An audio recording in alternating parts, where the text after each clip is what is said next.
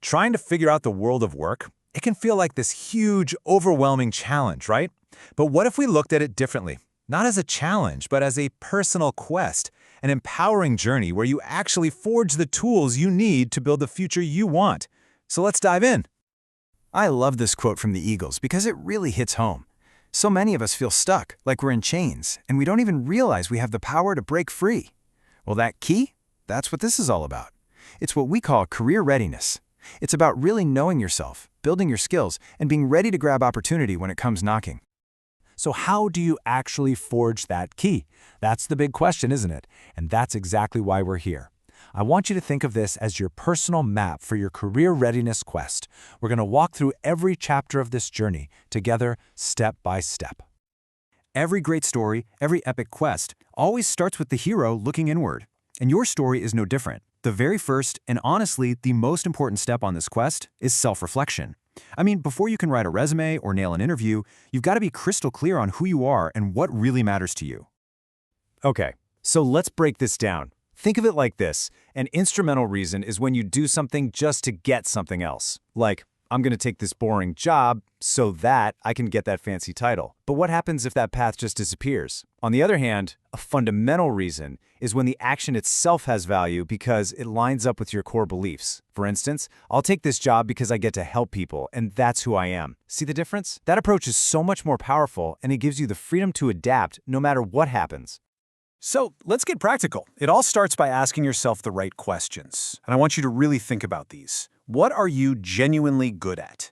What are your core strengths? Who are the people in your life that are truly lifting you up? And listen, in today's world, this next one is absolutely crucial. What pops up if a potential employer Googles your name right now?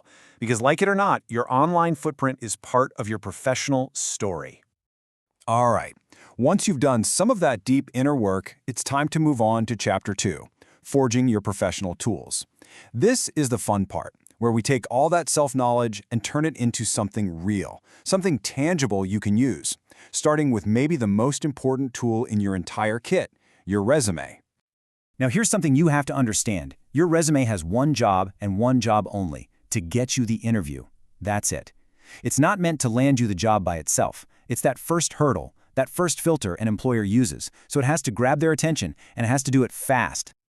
So how do you make that kind of impact? You've got to stop just listing your duties. Instead, use this amazing little formula, what plus so what. It's a total game changer. The what is just the task you did, but the so what, that's the result, the impact, the value you brought. That's what makes them pick up the phone. A quick pro tip? To find your so what, think in numbers. Did you increase something, decrease something, save time? Quantify it. And here is a perfect example of this formula in action. The what is pretty straightforward. Helped students with math. Okay, cool. But the so what, that's the magic. Succeeded in helping my tuties raise their math grades by an average of 20%. Wow, now that's a result. That tells an employer not just what you did, but how incredibly well you did it. All right, your resume is looking sharp. What's next? You need to forge your elevator pitch. Think of it as your verbal business card. It's that quick, powerful story about yourself that you can use anywhere, anytime you need to make a great first impression in like 30 seconds. And don't worry, you don't have to wing it. There's a simple 4-step recipe for a killer pitch. First, who are you? Second, what are those key strengths we talked about in Chapter 1? Third, how can those strengths help an employer? And finally, and this is key, what do you want to happen next? Do you want their business card, an informational interview?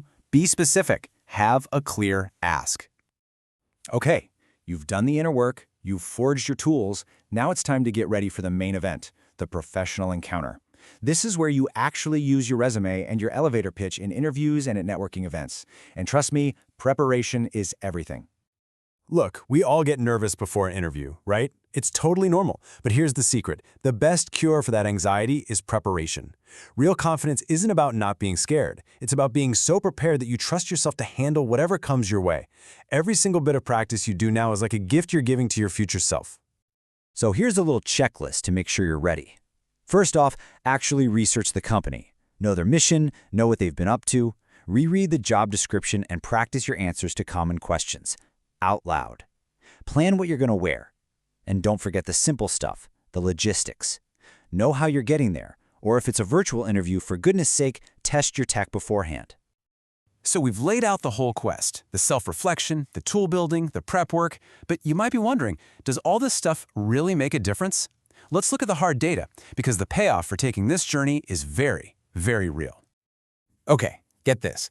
Studies show that students who go to schools with strong careers programs that guide them on this exact kind of quest, end up with a career readiness score that is, on average, a full 3.5 percentage points higher.